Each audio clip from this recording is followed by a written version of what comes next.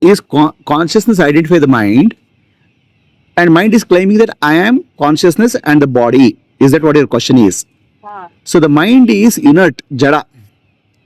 Yeah. Okay, mind cannot claim anything. Mind becomes activated by consciousness in the form of Chidabhasa or reflected consciousness. Mind becomes alive. Now, there's no separation between the reflected consciousness and the mind. It becomes one, appears as a one entity called Jiva or Jivatma. So it's like a reflection of sun in water moves with the water. So now water and reflection, there's no difference, even though reflection doesn't belong to water. So Chidabhasa, Jiva is the confused entity. Jiva, which is actually reflected consciousness with the mind. But Jiva is really Jivatma. Atma is behind Jiva. Atma is Sakshi, which is origin of Jiva. So Jivatma is told, you are identified with the body and mind.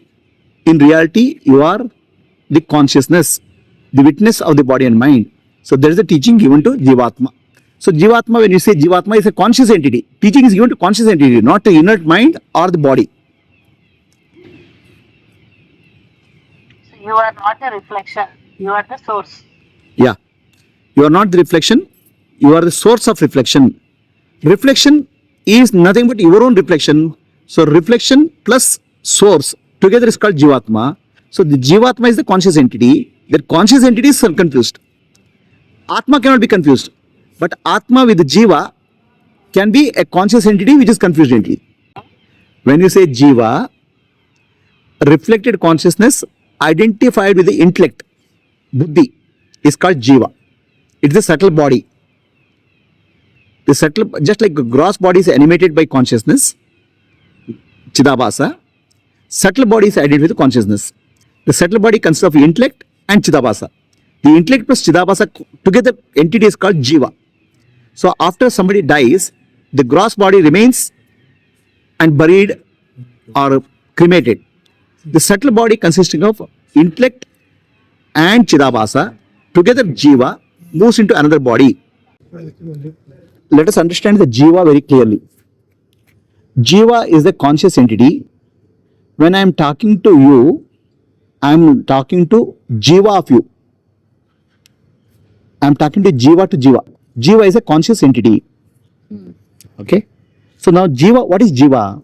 Jiva is the witness consciousness Sakshi reflected in the mind as observer, and the observer is called Chidabhasa. So observer is also like of the nature of Sakshi only, witness only. But observer forgets I am Sakshi and identifies with the mind. When it identifies with the mind, it is called Jiva. Jiva does not stop at identifying the mind, it identifies with the body also. So Chidabhasa plus mind is called Jiva, subtle body. Chidabhasa plus mind with the gross body is also called Jiva. Because now this one more level of identification happened. Then further identification happened also. I, me, mine, ahankara, mamakara. All these are identification of Jiva. So at the primary level, Chidabhasa identification of the mind is called Jiva. So secondary level, Chidabhasa identifies the mind and the body is called Jiva. But what happens when you die? The body is cremated, it's gross. Body and mind is subtle. Chidabhasa identifies subtle mind, which is actually intellect, moves from one body to other body. So that is called Jiva going from one body to other body. Atma does not go anywhere. Atma is the behind, background. Atma is the witness, background of this Jiva. So for Jiva, Jiva does not understand Atma is my background. That's why we bring the terminology called Jivatma. So my dear Jiva, you are not independent entity. A screen is behind you. It's called Sakshi. You are together one package called Jivatma. So the Jivatma is the confused entity. The teaching is given to Jivatma. To understand, I am the Atma or the witness, Sakshi.